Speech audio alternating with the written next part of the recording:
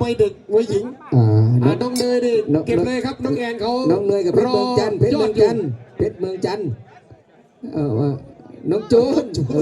ไม่ใช่น้องจูนจักสิเปลี่ยนซื้อเฮ็ดยังจอจิตเจ๊จิตมาด้วยไหมเนี่ยเจ๊จิตไม่แน่นะน่าจะมาแล้วได้3 ยกก็ตัดสินได้ครับเหนือตาไม่ลอยนะตาไม่ลอยไปเบอร์ก็ไปเบอร์ปักตัวข้างขวาครับซ้ายต่อยขวาหน้าไปสมขวาหน้าป้ายหน้าเดินเข้าขวาไปจี้อภิเลี้ยงลงด้วยพี่เลี้ยงนะเดินพี่เลี้ยงไปก่อเชือกไปก่อเชือกแดงด้วยครับพี่เลี้ยงแดงโอ้ยเสียบจับเกี่ยวขวามาซ้ายคืนดิซันเดอร์โอ้ยคู่นี้นี่ไม่ธรรมดาอีกแล้วโอ้ยหุบขวาไปเจอขวาเดินสนุกครับเจ้าผู้ชายเท่โอ้ย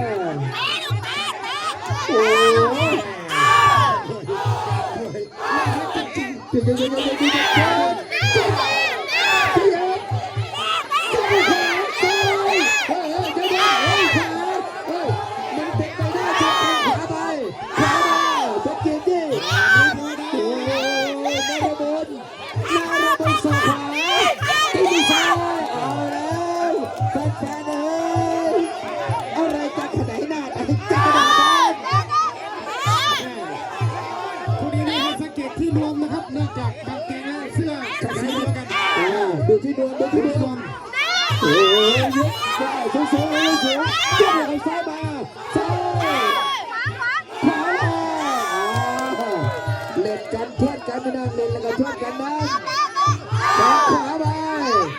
จี้ดันจี้ขวามาซ้ายผัดกันรับจบที่2ถูกคู่ถูกเวลา3 คู่ 4 คู่ได้ทุกคู่จะถูกเอาขวางป้ายหน้าไม่ธรรมดาดูดิได้เป็นขนาดนั้นเจ้าหน้าขวาไปใจขวาไป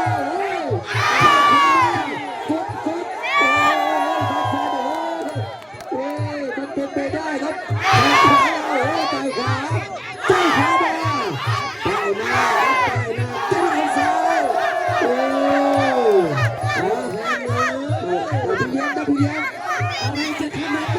อะไรจะขนาดนั้น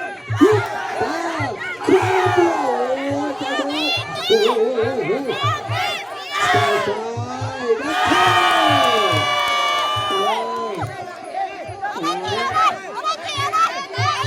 ทีขวาด้วยขวาต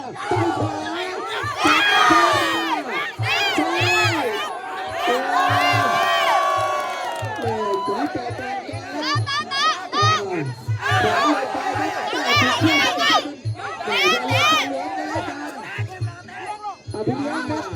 สวยงามอาจารย์อย่างนี้สวยงามมากถ้าพี่เลี้ยงไม่ลงอย่าเพิ่งปล่อยตัว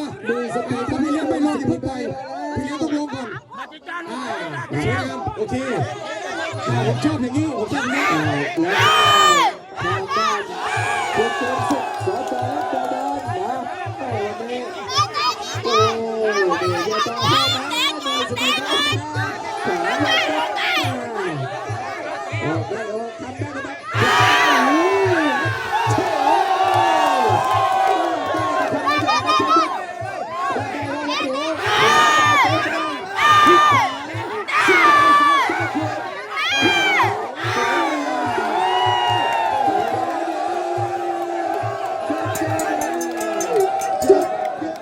สุขกันมากๆครับแฟนๆครับไม่น้อยไม่มาก 7,000 บาทครับไปกับยกที่พี่เลี้ยงนางเสวียนครับทั้ง2 ฝั่งเลยนะครับมาตรฐานครับยกที่3 ยกสุดท้ายครับ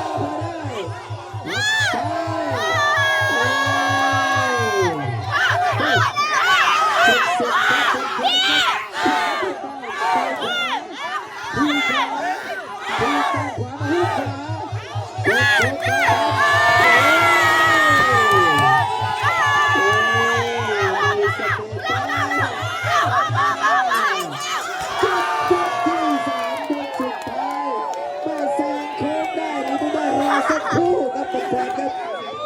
วัฒนการแดงโอ้วีระสุราวุธถือว่าเป็นประตูเอกคนนี้ครับ